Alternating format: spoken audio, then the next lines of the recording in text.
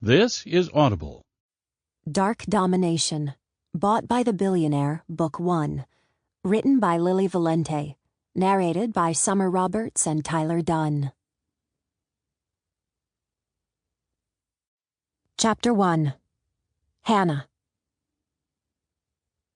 Keep the door locked, Hannah, and don't go outside. Her sister, Harley, dug her fingers into the soft flesh of Hannah's upper arms. The arms she could never keep as toned as her twins, no matter how often she hit the gym.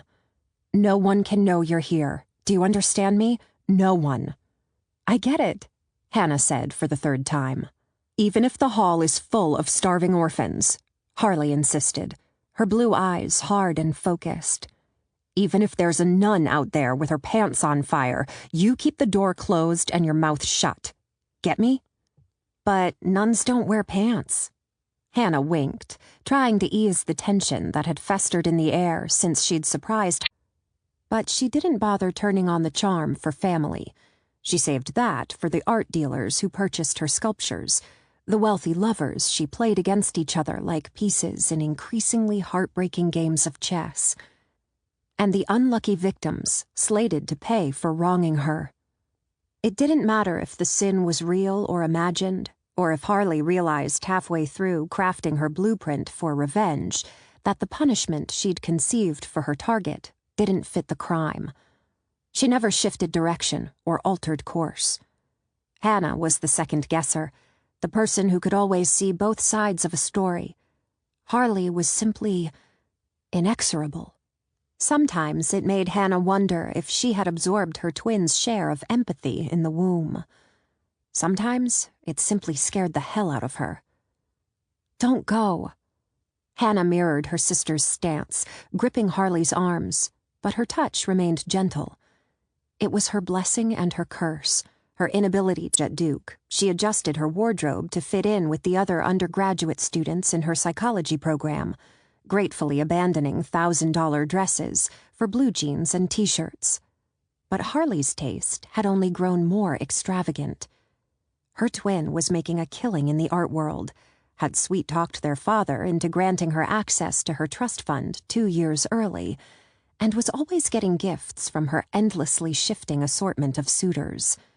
She was never short on money, which was another reason the modest apartment, the summer job serving drinks at a restaurant by the beach, and the beat-up VW Bug Hannah had seen parked in her sister's space in the parking lot below, made no sense. Add in the tip envelope with Harley Garrett printed on the outside that Harley had tucked into her purse before hustling Hannah out of the bar this afternoon, and there was no doubt that Harley was up to something. Why else would she be using a fake last name? But Hannah knew from experience her twin wouldn't share a word about her latest scheme until it was a fait accompli. Her sister was as superstitious as she was fearless. She wouldn't risk jinxing a plan by whispering a word about her hoped-for outcome until the deed was done and the bodies were buried. "There's leftover rice and Thai curry in the fridge," Harley said, checking her makeup in the mirror by the door, brushing away an invisible lipstick smear at the corner of her full mouth. "Feel free to have that or any of the stuff in the freezer, but don't order anything to be delivered. Once I leave, this door doesn't open until I get home tomorrow morning, not even for the pizza guy." "I get it," Hannah said, irritation creeping in to singe the edges of her dread. "But we're going to talk when you get back. A real talk." She'd driven 6 hours to spend the weekend with her sister, and she wasn't going to spend her last few days of freedom before graduate school locked up in Harley's apartment, hiding from the world. "And we're going to the beach," she added, glancing down at her pale, spent the summer in the library arms. "I need some sun." Harley's gaze shifted, meeting Hannah's in the glass before flicking back to her own reflection. The eye contact only lasted a moment, but it was long enough for Hannah to be certain the next words out of Harley's mouth were going to be a lie. "Okay, we'll go to the beach and talk. I promise." She turned, pulling Hannah in for a quick hug. "Never ever, Moo." "Never ever," Hannah mumbled into her sister's silky brown hair before Harley slipped out the door, She couldn't help repeating the familiar phrase, no matter how frustrated she was with her twin. Never ever was what they had said to each other since they were little girls. It meant more than I love you. It meant I never ever want to be apart. I never ever want to wake up to a day without you in it. I never ever want to be as close to anyone in the world as I am to you, my sister, my best friend, my other half. But they hadn't been that close in years, and lately, when Hannah thought of her sister, it was with an ache in her chest and a hollow feeling in her gut. She knew from her psychology classes that twins often had a slower, more difficult individuation process than normal siblings. It was just harder for we to become me and you when you've spent your entire life as one half of a matched set. But what was happening between her and Harley was about more than growing up. They were growing apart, becoming such different people that she could look down the road and see incredible pain in their future. There would come a day when she wouldn't be able to forgive Harley for something she'd done. A day when her sister would go too far and become someone she couldn't trust, maybe even someone she was ashamed of. Hannah had a big heart and a forgiving spirit, but even she had hard limits, lines in the sand that, once crossed, could never be uncrossed. There's almond lotion lingering in the air that soothed Hannah into a deep sleep. Or maybe it was the gentle patter of the rain on the roof that began to fall around 9:30. Whatever it was, Hannah was far past the REM phase, drifting in the slow, sticky waves of delta rest, when she was suddenly wrenched awake by the feeling of a heavy body settling on top of her in the darkness, and a huge hand covering her mouth. Chapter 2. Hannah. Hannah's eyes flew open, and her lips parted in a scream, but the enormous man straddling her pressed his hand tighter to her lips, muffling the sound. She jerked her arms downward, ready to fight him off, only to discover that her wrists were tied to the headboard. Terror rushed through her, and her pulse sped, setting her heart to slamming against her ribs as she tugged harder on her bonds. But the rope biting into her wrists assured her she wouldn't be able to fight her way free. She was bound tight, powerless to protect herself from whatever this man intended to do to her. "Relax, Princess. It's just me." The man leaned down, the water dripping from the end of his nose landing on Hannah's cheek, making her flinch. "I came in through the window. I thought I'd make that fantasy you were telling me about a reality." Hannah swallowed, her thundering heartbeat slowing a bit as she understood what was happening. She wasn't being attacked by an intruder. This man must be Harley's guy of the moment, and he clearly thought he was straddling her sister. Once she cleared up the misunderstanding, he'd untie her and she could show him to the door. They'd both be embarrassed, no doubt, but she wasn't about to be raped or murdered. The realization made her whip-tight muscles sag with relief, an action she realized too late that the man took as an invitation to continue living out Harley's bondage fantasy. "I've been dying to touch you all day," he said, his dry palm moving from her mouth to her breast, teasing her nipple through her thin t-shirt, drawing a gasp from her throat. She expected his touch to feel foreign and unwelcome, but his fingers were gentle, teasing her with a sweetness that made her arch into his warm hand. Electricity shot from her breast to coil between her legs, the sensation intensified by the feel of the rope digging into her wrists as her biceps tightened reflexively in response to the stranger's confident touch. "God, the sounds you make drive me crazy," the man said, pinching her nipple tight enough to make her gasp again. "No, please, I'm not..." Hannah's words ended in a moan as he pushed her shirt up and bent lower, tugging her nipple into the warm, wet heat of his mouth. His tongue flicked and teased, flooding her body with pleasure and longing so intense she was panting by the time he transferred his mouth to her other breast, sucking and his fingers still busy between her legs, making the tension coiling low in her body fist even tighter. "And I'm going to fuck you until you scream." "No, please." Hannah said, excitement and fear dumping into her bloodstream simultaneously, making her feel like she was being deliciously, torturously torn in two. "I'm not Harley, I'm—" This time he silenced her with a kiss, his tongue pushing between her lips, demanding entrance to her mouth. He tasted of something smoky, hard cider, and the ocean on a day when it isn't safe to go into the water. His kiss was dangerous, wild, and unlike anything Hannah had experienced before. He didn't tease or test her. He fucked her mouth with his tongue, the thick muscle mimicking the movements of his fingers between her legs, bringing her to the edge faster than she'd imagined possible. She'd had trouble tumbling over in the past, but her former boyfriends had always been sweet men, beyond awareness of anything but the blunt head of his engorged cock, hot at her entrance. Fear flashed through her for a moment. She was on the pill, but she'd never had sex without a condom before. But then he was gliding into her, shoving through her swollen flesh, stretching her so wide she wasn't sure she'd ever be the same again. She moaned, pain and pleasure warring within her as he claimed her in one long, slow stroke. He was enormous, and so thick her body fought to eject him, to banish the burning sensation he caused between her legs. But he kept coming, and coming, and coming, until she swore she could feel him in her belly, in her lungs. He was everywhere, his hot thickness filling her up until there was no room for anything but him. She tried to breathe deeper, to center herself, to hold on to that sacred, hidden kernel of her soul no man had ever touched. But she couldn't find it. There was only him, his heat, his rain and campfire smell, and his need, spearing her in two, insisting she take everything he had to give.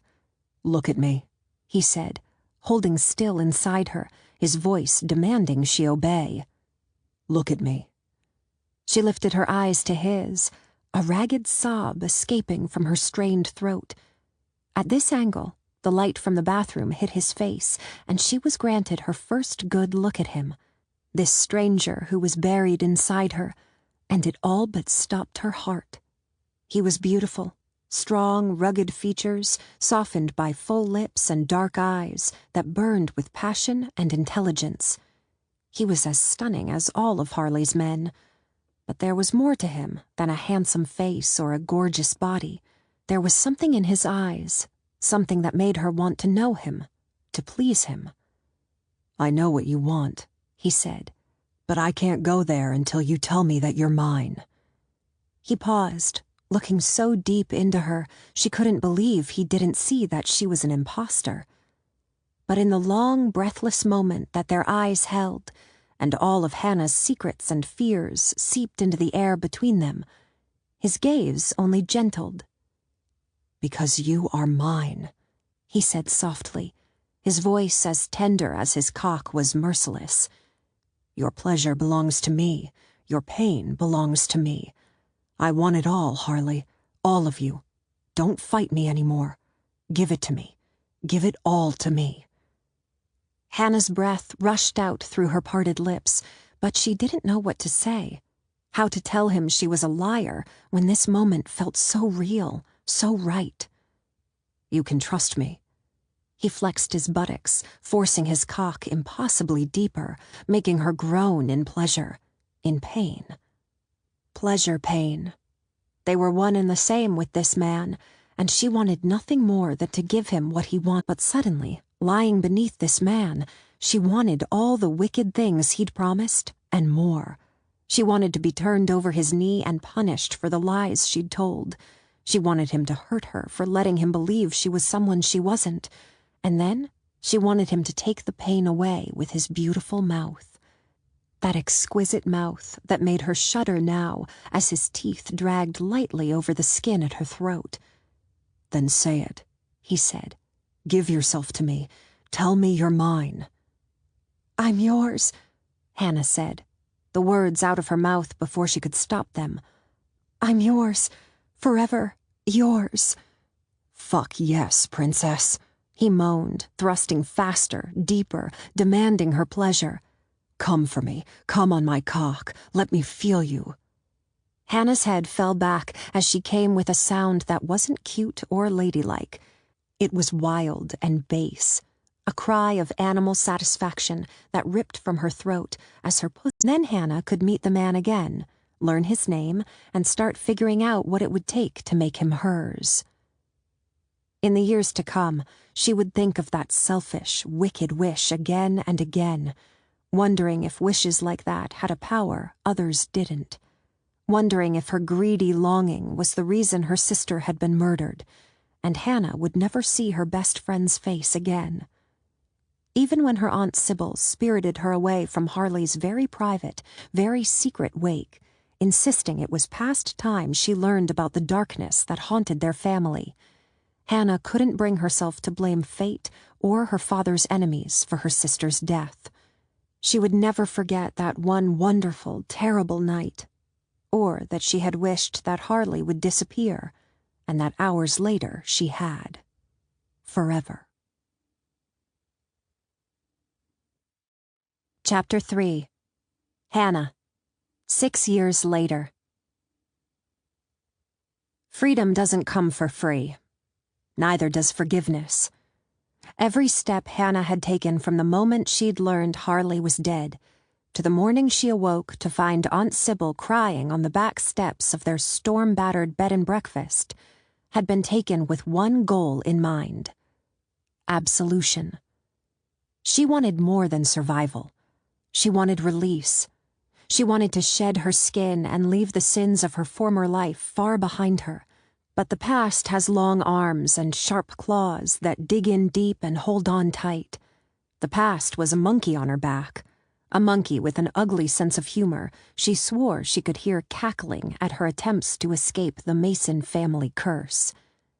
In the past 6 years, the Mahana guest house had been damaged by gale force winds, lost 3 cottages in an electrical fire, suffered through 2 dengue fever outbreaks that scared the tourists away for months, and nearly been reclaimed by the sea when Hurricane Isra swept through, far from the people determined to destroy them. But if Hannah didn't figure something out soon, their safe haven would be a thing of the past. She had to pull it together, get creative, and whip up a miracle with nothing but her hands, a dash of hope, and an abundance of determination.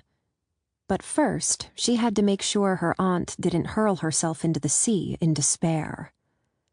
"I come bearing gifts." She held the steaming cup of coffee beneath Sybil's nose, grateful when her aunt reached up to take the mug, instead of staring zombie-like at the horizon, the way she had for most of the week since the storm. "I'm going to figure out a way to get the money today," Hannah added, curling her hands around her own warm mug. "I promise." She had promised the same thing yesterday, but so far she'd come up with nothing. Their tiny Tahitian island was a paradise, true, but it was also a place where jobs were few and hard to come by. And even if Hannah could manage to land a job as a maid or a bartender, she smiled. Dozens of dirty bare feet and popsicle sticky hands. It was lovely. Hannah sighed, knowing the sound would be masked by the wind rustling the palm leaves. They hadn't lost all the trees, or the pool. That, at least, was lucky. She was determined to stay positive. She couldn't think about all the things that had been lost. She couldn't think about the dead uncles she'd never met, or that Harley might still be alive if Sybil had embraced her conspiracy theorist side sooner. Before Harley's car crash and the series of accidents that had picked off their first cousins one by one, Hannah wouldn't have believed that there was a contract killer out there somewhere, determined to kill off their entire family. She would have thought her aunt was paranoid at best, delusional at worst. She never would have dropped out of grad school and fled the country without saying a word to anyone, even her mother and father, before the day she was forced there and losing faith that everything would work out okay in the end. "Maybe I'll think about it," her aunt finally said in a soft voice, "if we're still here come the new year." "But it's only November. You know you don't have to wait until New Year's Eve to try something new, right?" Hannah pressed. Why don't you let me invite Hero to come have dinner on the beach with us tonight? It's supposed to be a beautiful evening, and I'll be there to chaperone." "Oh, no," Sybil said, shaking her head. "I don't even have a proper kitchen to cook in. I can't feed a guest anything I've whipped up on a hot plate." "Give him a few beers first, and I doubt he'll notice he's eating grilled cheese," Hannah said, finishing her last sip of coffee. "Besides, it's the company he's after, not the gourmet experience." Sybil's head shaking grew more agitated. "No, Hannah, I'm not ready. Maybe someday, but not now. Not until we know you're safe." Hannah's spirits fell, standing in the way of taking what he wanted. Now he had hate and the single-minded focus it lent all its devotees. Without that focus, he wouldn't have kept digging into the details of Harley's death until he discovered that Harley Garrett had been born out of the ether that summer 6 years ago. He wouldn't have learned that there wasn't a single photograph of the woman on the web or a record of her body being buried anywhere in the United States. He wouldn't have made contact with the kind of men who made a living finding people who didn't want to be found, or kept paying them to search for Harley for years after a less vitriol-filled man would have given up hope of finding the monster who had gotten away. And without hate, he never would have learned that Harley was living the sweet life on a tiny island in Tahiti, or had the patience to wait until she was vulnerable and powerless to fight him, to take his revenge. Initially, he'd planned she'd complained about when they used to go walking on the beach. In their place were curves for miles and miles. She'd been beautiful before, but now she was a goddess. She was exactly the kind of woman he'd always preferred, with abundant breasts that would overflow even his large hands, generous hips, and a curvy ass he couldn't wait to get turned over his knee. As soon as they reached his island, he was going to give her that spanking she'd begged for back when they were lovers. But this time, he wouldn't stop before pleasure-pain turned to suffering. He would keep reddening her ass until her flesh glowed and she squirmed on his lap, begging him to release her. But he wouldn't. Not until he'd bruised her sensitive skin, making sure that every time she sat down for the next week, she'd be reminded that she was his property, to do with as he saw fit. The thought was dizzying, and so arousing that by the time Harley reached for the top of her dress with trembling hands, his cock was testing the integrity of his zipper. Slowly, doing exactly as she'd been told, she pulled her dress down to reveal her breasts, then her tanned stomach, and finally her full hips before pushing the fabric past her thighs. It fell down to puddle around her ankles, taking Jackson's breath away. She had obeyed the order not to wear anything under the dress as well, so the moment the black fabric dropped to the floor, she was bare to his gaze. From her stunning breasts with the dark pink nipples to the gentle curve of her belly to the small thatch of dark hair that covered her mound, she was perfect.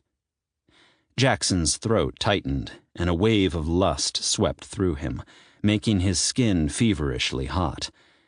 He wanted her. Now. He wanted to abandon this chair, hurry down the hallway to the sunlit room where Harley stood trembling in front of that camera, and show her how much more scared she should be. He wanted to see her face when she realized who had come to claim her, and then he wanted to bend her over that mosquito-netted bed in the corner and fuck her, hard and deep, until he lost himself inside of her, marking his new pet with his cum. Instead, he forced himself to relax, to exert control. Revenge wasn't something to be taken fast and hot. As the saying went, revenge was a dish best served cold. When Harley laid eyes on him for the first time in 6 years, he would be cold, glacial. He would give her no power, no hope of using his emotions to manipulate him. She would never know how deeply she'd hurt him, or how much he still wanted her. When he did eventually fuck her, it would be calm, efficient, a means to an end, a step on the path to breaking her. He would not give her his need or his hate. He would give her nothing but what she had given him, suffering and pain. And so he sat completely still as he watched Harley bring her hands to her breasts, ignoring the fact that the sight of her small hands cupping her full mounds made his balls ache. He remained frozen as she rolled her nipples between her fingers until her breath came faster and the anxiety on her face was replaced with arousal. But when she dropped one hand between her legs and began to rub her clit in circles, clearly intending to reach orgasm the way her instructions had commanded, his control snapped. As Harley plucked at her nipple and fingered herself, he stood, wrenching open his fly. His swollen cock bobbed free, so hard and hot the skin felt like it would burn his palm as he took himself in hand and began to stroke his engorged length in time to the rhythm Harley had set. He jerked harder, faster, his cock swelling in his own hand as he imagined what it would be like to be in the same room as his prey. Would he be able to smell her wet cunt, salty and sticky sweet in the air? Would he be able to hear the sound of her fingers gliding through her slick, swollen flesh? See the flush that spread across her chest right before she came? Would he have rushed in to catch her as her legs buckled and she dropped to the floor, crying out in ecstasy and fear as her orgasm brought her to her knees? Or would he have simply stepped in and finished with his cock level with her face, shooting his release across her pink cheeks and between her parted lips? He groaned as he came, hard, exploding in his own hand, his cum splashing across the computer screen, covering Harley's face before leaking down to coat her breasts. It wasn't as good as the real thing, but it was still pretty fucking amazing. She'd followed his orders, and now she would be his, and in a few days, or a few hours, however long he was able to last, he would have her on her knees in front of him, ready to take whatever he would give her. Jackson fetched a towel from the bathroom and cleaned up his mess, watching Harley get dressed with stiff, jerky motions that made him think she was embarrassed by what she'd just done. Good. Embarrassment wasn't shame, but it was moving in the right direction. Her downcast gaze and flushed cheeks made him smile as he placed the final call to set his revenge in motion. "Hello, this is Mr. Hawk. Release the 100,000 to the Mahana Guesthouse account." "Right away, sir," the banker promised in heavily accented English. Jackson could have spoken to the man in his native French. He had become fluent in both French and German during the years he studied at West Point, but he wasn't interested in making other people's lives any easier. Jackson thanked him and hung up before texting Hero. It was time for his spy to make one final phone call. The man had obviously begun to regret the part he'd played in the sale of Harley Garrett, or Hannah North, as she was calling herself these days. But another deposit in the Pearl Farmer's account had convinced him to ignore his protective instincts and get the job done. Moments after the text went through, the phone in Harley's room rang. She crossed to the bedside table, bringing her closer to the camera as she answered the phone, close enough for him to see the faint tan line creeping around her neck. When she was his, she wouldn't have tan lines. He didn't plan on allowing her the luxury of being clothed, at least not at first. Whether she was inside the house they would share or out on the beach scanning the deserted horizon, completely exposed as she'd come on her own hand, and she had never seen his face, didn't even know his name. You didn't know your stranger's name either, and it didn't matter. It was still the hottest sex you've ever had. As she climbed the steps to the private jet, Hannah swallowed hard, but the bitter taste on her tongue remained. She wasn't naive enough to believe the billionaire who'd bought her would be a handsome young man with magic hands and a tender light in his eyes. He was almost certainly at least a decade older, and probably not much to look at, or he would have been able to convince a woman to come to his private island for free. He might be hideously ugly, obese, or so ancient he'd have trouble getting aroused, and she'd be forced to ignore the old man's scent of him as he labored above her, sweating and grunting. Or maybe he was simply a twisted monster looking for a woman he could use, torture, and throw away, soft fabric brushing against her skin, ricochet through her nervous system in a way it normally wouldn't. She tied the gag as loosely as she dared, but when she was finished, her tongue still felt cramped, forced to coil at the back of her throat like a snake denied the right to strike. The combination of the stressful day, having half her face covered, her eyesight stolen away, and her mouth filled with fabric, combined to trigger the worst case of claustrophobia she'd experienced since she was 8 years old, and Harley had accidentally locked her in the crawl space next to their room. She'd sat in the cramped portion of the attic, where she and her sister had hidden their secret treasures from their nanny, for hours, sweating and crying in the summer heat until she'd almost passed out. But she hadn't dared call out for someone to rescue her. She'd known Harley would kill her if she let any of the staff find out about their secret hideout. Harley didn't tolerate broken promises, no matter how many she broke herself. Hannah struggled to swallow, fighting to slow her racing, panicked heartbeat, but it was an exercise in futility. Her heart was beyond her control, like the rest of her life, and the best she could hope for was that she would pass out before her owner joined her on the plane. The thought made her throat feel even tighter, and sweat bead around her hairline and above her parted lips. By the time she heard the door to the plane open a few minutes later, she was sweating profusely, panting through her flared nostrils, and so dizzy she didn't know how much longer she would remain conscious. She whimpered and pointed frantically to the gag, praying the blonde man would understand that she was having trouble breathing and grant her permission to remove it. But instead of the first man's firm monotone, she was answered by a low grumble. "The gag stays in. You need to relax. You're breathing too fast." Hannah tried to relax, she really did, but this man's voice wasn't one that inspired relaxation. He sounded hard, cold, and enormous. Until this moment, she hadn't realized that a voice could project size. But this man sounded 10 feet tall and bulletproof. He sounded like someone capable of strangling the life out of her with one hand, and mean enough to enjoy it.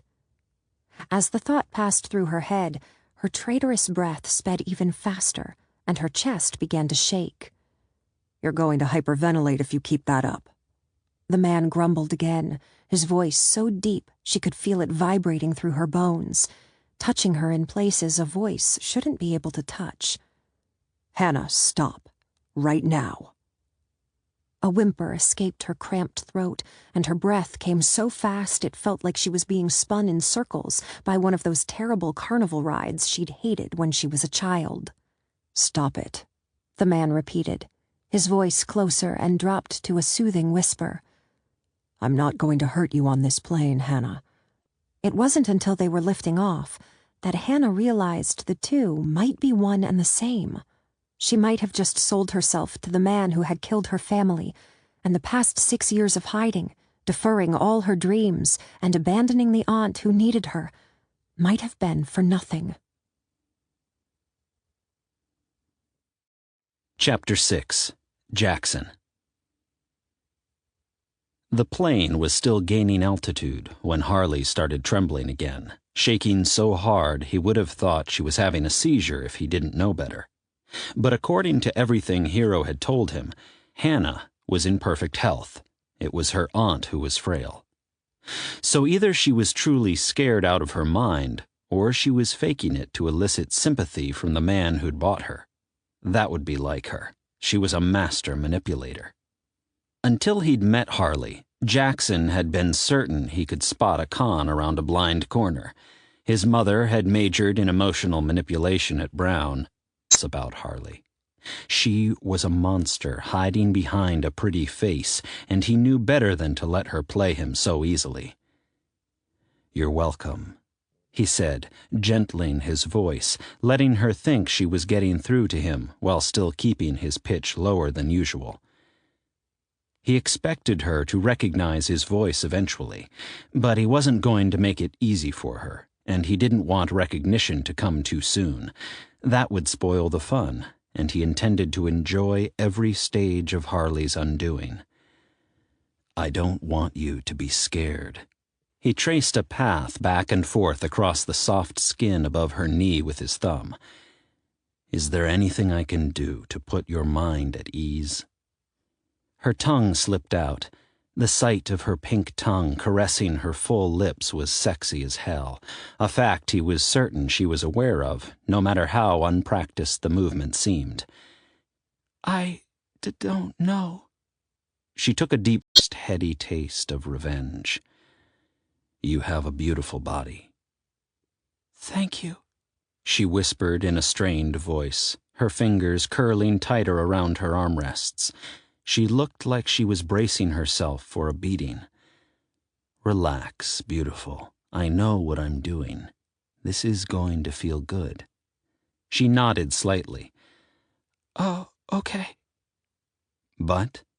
He hesitated, urging her legs still wider, but not moving his fingers to her delicate flesh. "I wish I could see you," she said softly. "Just your eyes, just for a second." "And why's that?" He traced a fingertip down the seam of her thigh, inches from where her leg became something more intimate. She tensed, but didn't try to close her thighs. "You can read so much about someone from their eyes, don't you think?" "Not as much as you can read from a touch," he said, between his finger and thumb. He was rewarded with a moan wrenched from the back of Harley's throat and a rush of heat between her legs. "Your tits are mine, and your cunt is mine," he said, slipping a third finger into her pussy until he could feel her desire-plumped flesh stretching to accommodate the thickness between her legs. "For the next month, you will belong to me. Your body will be my playground, and your pleasure my property. You will not touch yourself while you're with me, and you will come only when you're allowed to come. Do you understand me, Hannah?" "Yes," she said, her hips lifting into his thrusts. "Yes, sir," he corrected, transferring his attention to her other breast, plucking at her erect nipple. "You will show me respect, especially in the bedroom." "Yes, sir," she said, lips parting as her breath came faster. "Yes, sir. Please, sir." "There," he said, as he buckled her seatbelt across her waist once more. "Are you ready for a surprise?" "What kind of surprise, sir?" she asked softly, suddenly shy. It was so strange to have been pleasured by a man who she knew only by touch and sound. It made her feel exposed and off-center, but at the same time strangely powerful. She could tell that she'd pleased him. She'd heard it in his grunt of approval when she'd so eagerly called him sir, and in the rich timbre of his voice when he'd ordered her to come. It gave her hope that maybe this month wouldn't pass as miserably as she'd expected. Maybe she and this man would find their sexual appetites compatible. Maybe they would even become friends. Odd, unexpected friends, but friends nevertheless. The hope made her heart lighter, but it also made her vulnerable. She was unprepared for the sudden shift in her mystery man's tone, to do whatever it took to ensure she returned to her safe place in the world with her mind and body intact. "What do you mean, sir?" she asked, clutching her armrests tighter as the plane dipped toward the ground. "What sins?" "Do you really need me to tell you?" he asked, his voice closer than it had been before, making her think he was leaning across the small space that separated their seats. "Can't you think of a thing or two you should atone for, sweetheart? Haven't you done something in your 28 years of life on this earth that you regret?" She swallowed. "I've done lots of things I regret, but I've never intentionally hurt someone, and I've apologized for my mistakes whenever I could. In my mind, a person can't do much more than that when it comes to atonement, sir." He chuckled softly, but she couldn't tell if he was amused or angry. For the 100th time, she wished she could see his face, just for a moment. But she knew better than to reach for her blindfold before he'd given her the order. Her owner had proven he could give her great pleasure, but she sensed he wouldn't hesitate to deliver punishment as well. "You really have no shame, do you?" he asked. But before she could answer, the wheels connected with the ground, and the roar of the plane's brakes fighting their forward momentum made speech impossible. Eventually, the plane slowed, and the pilot's voice came over the intercom. "The car is already waiting, sir. Would you like me to have Jean-Pierre meet us at the end of the runway, or do you have business you need to conclude?" "If you're asking if we're fucking, the answer is no, Adam," her owner said, his irritation clear. "Have JP bring the car around. I'm ready to get Miss North settled in her new home." Hannah brought her hands to her lap, unbuckling her belt, then fighting the urge to fidget with the straps. She sensed she should keep her mouth shut, but she couldn't help. She heard the door of the plane open, and a moment later smelled sea air, damp earth, and lush vegetation. But aside from the soft voices of two men conferring outside the door, and the distant screeches and warbles of birds, there wasn't another sound to be heard. The fact that she was on a private island hit home in a new way, making her shiver despite the steamy humidity creeping in to muddy the plane's conditioned air. She was going to be completely alone here with this man, surrounded by people paid to do his bidding. Adam had made it clear he honored his employer's wishes without question, and she had no doubt the other people in his employ would be the same.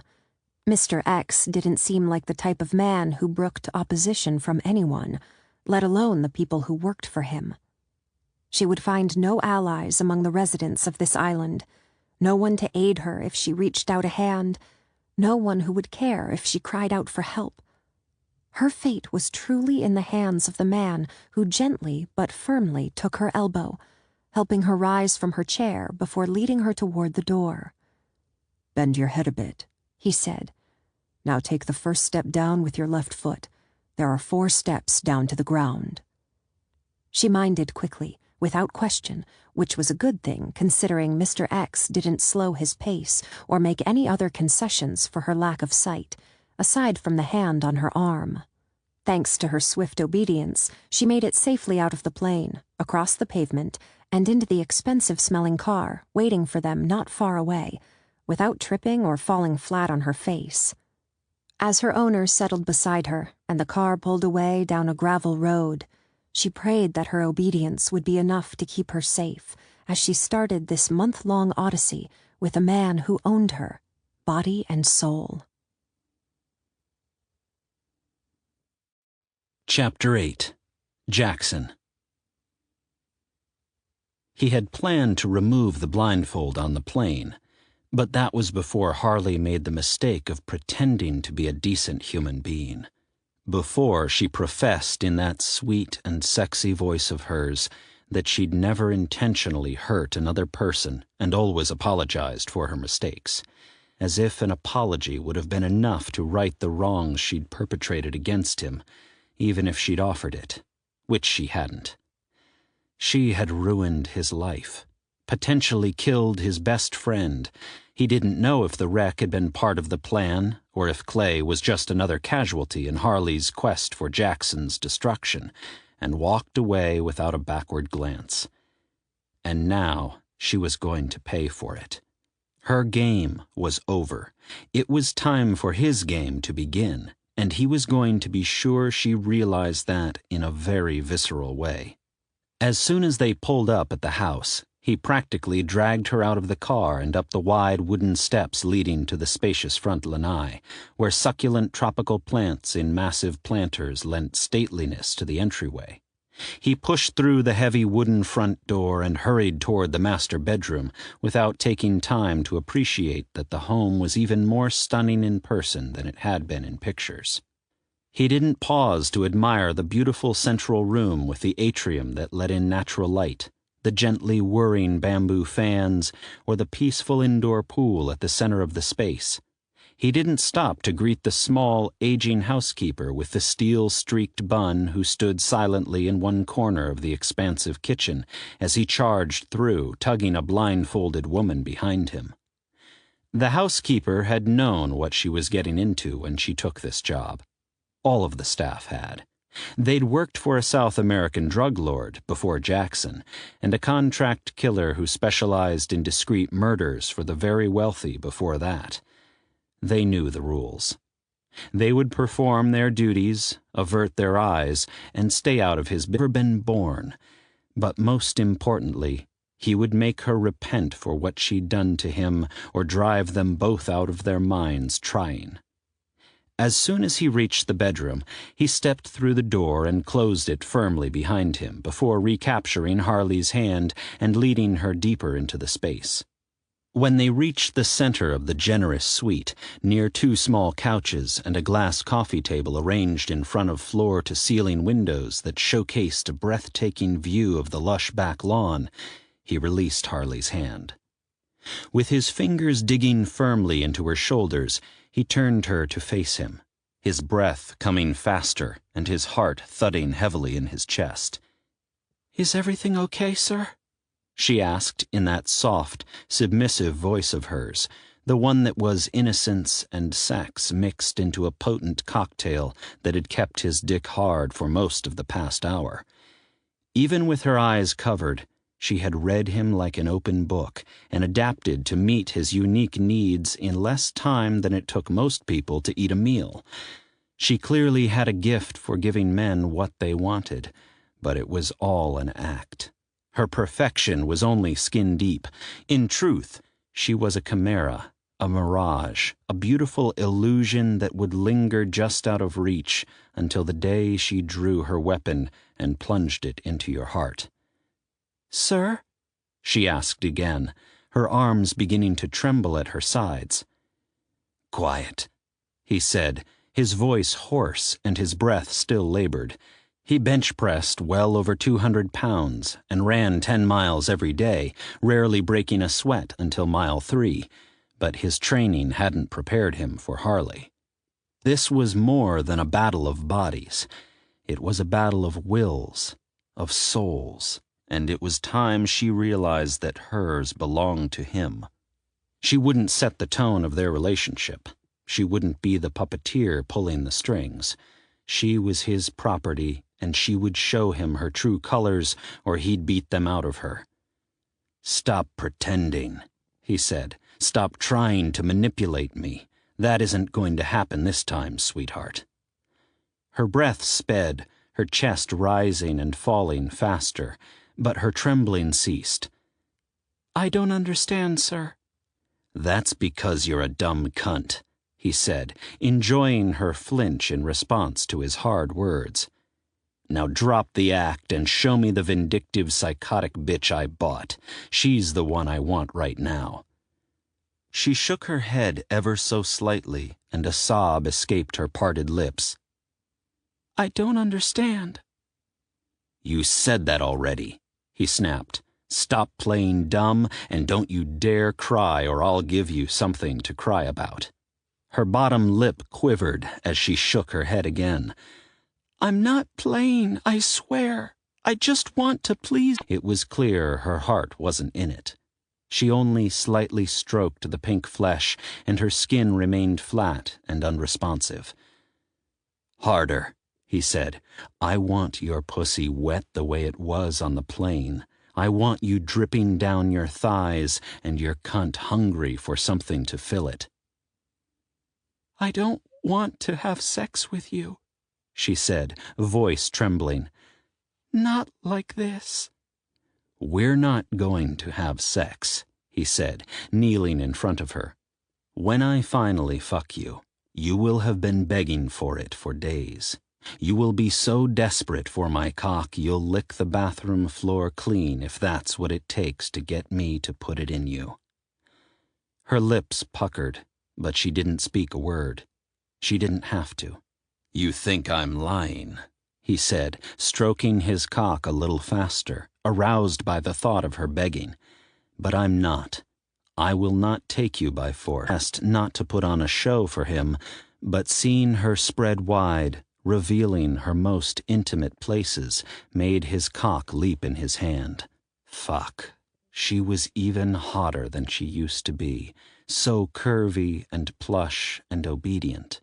He took a deep breath, forcing himself to slow his rhythm, to ease his grip on his swollen shaft.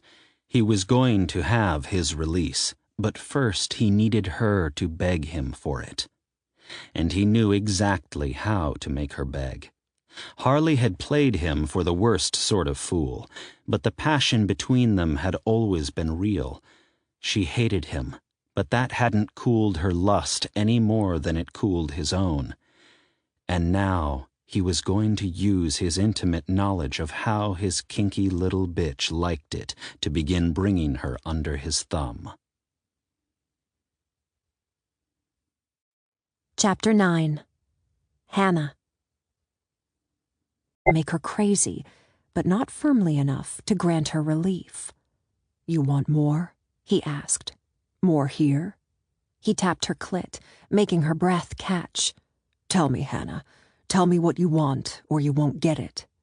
"Yes, more," she said, the words transforming to a yelp of pleasure-pain as he smacked her between the legs.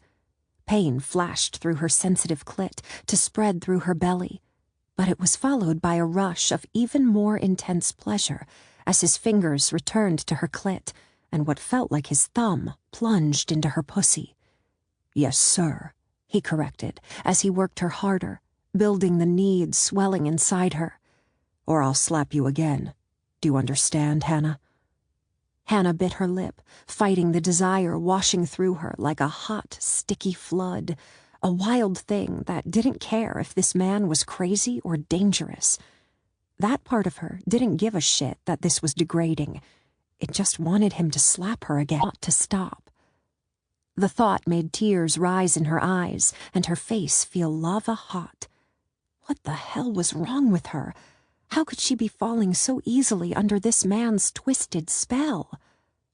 "Answer me when I speak to you," he demanded, swatting her 2, 3, 4 times between the legs, until her clit burned and the delicate skin around her pussy grew hot from the repeated contact.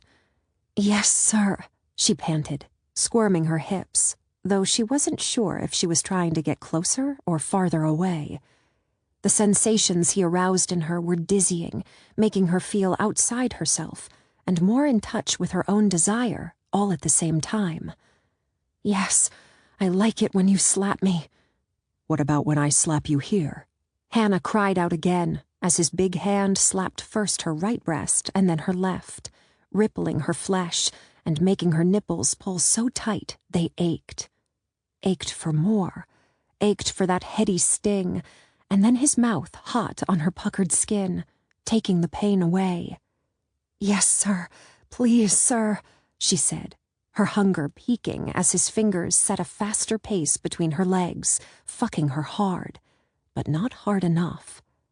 Shamelessly, she spread her legs wider, silently begging for what she wanted, but she should have known her tormentor wouldn't be satisfied with silence. "Please what?" he asked. "You want to come?" "Yes, please. Please, sir." "You've already come twice in the plane," he said, his voice husky with the same desire that was driving her crazy. "I think it's my turn first, don't you?" "Yes," she said, reaching for him. "Tell me what you want me to do." "I want you to put your hands back on your nipples," he said. "Then I want you to beg me to come on your tits." She moved her hands, but when she opened her mouth, the words wouldn't come.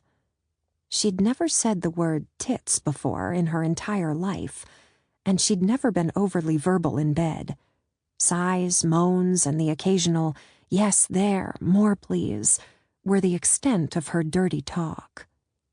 She was still trying to get her mouth to form the uncomfortable phrase when her tormentor suddenly pulled his hand away from her pussy, leaving her feeling bereft and abandoned, and so damned unsatisfied she couldn't stifle the groan of protest that escaped her lips. "If you want to come, you need to beg," he said, his voice underscored by the faint sound of flesh sliding against flesh, making her think he was touching himself somewhere nearby. The thought was unexpectedly, intensely arousing. She wondered what he looked like, kneeling over her prone body, his cock in his hand, stroking himself while he watched her roll her nipples between her fingertips. Imagining it made her even hotter, and her wild, primitive side ached to drop her hands between her legs and bring herself over at the same moment he did. But that wasn't what he wanted. He wanted her to beg, and suddenly, she wanted it too. She wanted whatever it was he needed to get off, to lose some of that fierce control, and come, because she had made him come. "Come on my tits, sir," she said, her voice breathy and strained as she rolled her nipples in firmer circles. "Please come on my tits. Please, I want to feel you." The sounds of flesh against flesh grew more urgent, and when he spoke, his sexy voice was an even sexier growl. "More. Beg me, Hannah. Make me feel how much you want me to cover you with my cum." "Please, sir," she begged, her thighs clenching and releasing as the tension building inside of her became almost unbearable. "Please come on my tits. Cover me. Mark me. I want you hot on my skin. I want to feel your—" He cut her off with a groan, and a second later she felt his hot stickiness splash across her chest, covering her hands and her breasts in his release, making her gasp and her clit throb. He smelled like fresh-cut grass and lemons and something fiercely, unrepentantly male, and his labored breath was music to her ears.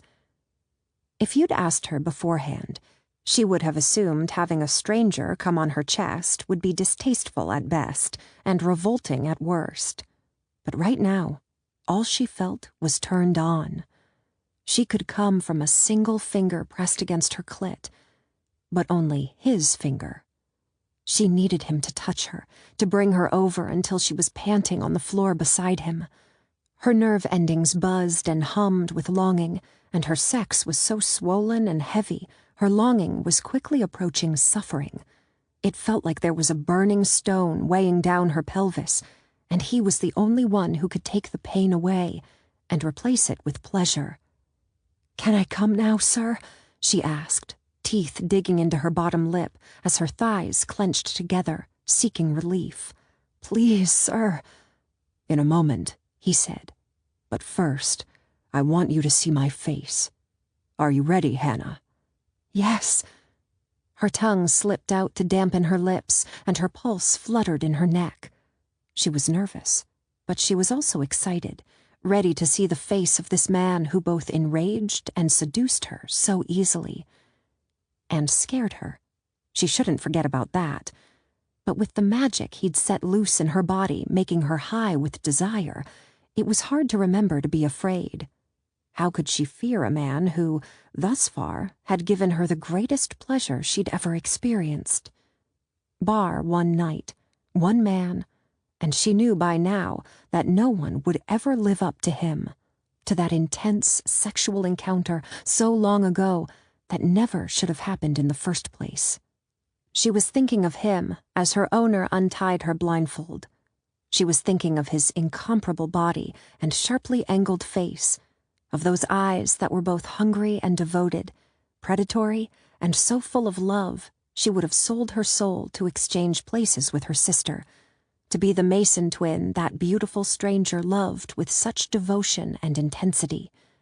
She was so lost in the memory that for a moment, when her blurred vision cleared and she looked up into the face of her captor, she was certain she was hallucinating. It couldn't be. There was no possible way. Her eyes widened and her heart raced, slamming against her ribs, excitement and confusion making her feel like she was being pulled in two. It couldn't be him, but still, there he was, standing over her, zipping up his gray suit pants and pulling his belt back into place. His eyes were harder, his face covered in dark stubble, and his body even thicker and more powerful than she remembered beneath his button-down shirt. But he was her stranger. There was no doubt about it. He had come for her, bought her, taken her away, and now he wanted to punish her for her sins. He must know that it hadn't been Harley he was with that last night. He must know it and be sufficiently enraged by it that he had tracked her down and done whatever it took to get her isolated on this island and at his mercy. Hero must have been complicit in the scheme, which meant Aunt Sybil might not be safe. Hannah knew she should be worried about Sybil, concerned for her own safety and terrified of this man who was clearly as obsessive and mad as he was gorgeous. But she had been waiting years to see his face again, to feel his hands on her, his body moving inside of her, his rough voice calling her name instead of her sister's. And the part of her that had meant her promise to belong to him forever didn't feel afraid. She felt like she was coming home, finding something precious she'd thought was lost forever. So when she met his gaze and saw the hard, challenging expression in his eyes, her stomach flipped with excitement, not terror. She would be his for an entire month, and she would finally learn his name. It wasn't much, but for a woman who had dreamed only of his hands since the night he crawled out that window into the rain, it was a gift. A dark gift, but a gift nevertheless. And when a person receives a gift, there's nothing to do but smile. Chapter 10. Jackson. Jackson waited, watching Harley's eyes widening in recognition, not wanting to miss the moment she realized she had been caught in an inescapable snare. Her hair was wild around her face, and her eyes glittered in the sunset light streaming through the windows, making her look like a goddess come down to earth. Even sprawled on the floor, covered in cum, and with lines on her forehead where the blindfold was tied too tightly, she was beautiful. Those signs of his use made her even more beautiful. And if she were one of the submissive lovers he'd enjoyed himself with during his travels, he would be proud of her for her obedience and the way she'd relished the feel of him marking her with his release. But she wasn't his lover. She was his enemy, and any moment her nimble mind would work its way around to the truth, and she would shatter before him. She would quake and beg and know with a bone-deep certainty that all her worst nightmares had come true. He expected her cheeks to pale and her lips to tremble. At the very least, he expected denial and pointless explanations. He didn't expect her to smile. But she did. She smiled. She smiled like the sun coming out from behind a rain cloud, a relieved, helpless to stop its spread, hopeful smile that left him feeling like he'd been punched in the gut. The bitch actually looked happy to see him. Legitimately happy. Not vindictively happy, not wickedly happy, just pleased. Grateful even. What the fuck? What the unholy fuck? This has been Dark Domination, Bought by the Billionaire, Book 1, written by Lily Valente, narrated by Summer Roberts and Tyler Dunn. Copyright 2015 by Lily Valente. Production copyright 2016 by Lily Valente. Jackson and Hannah's story continues in deep domination.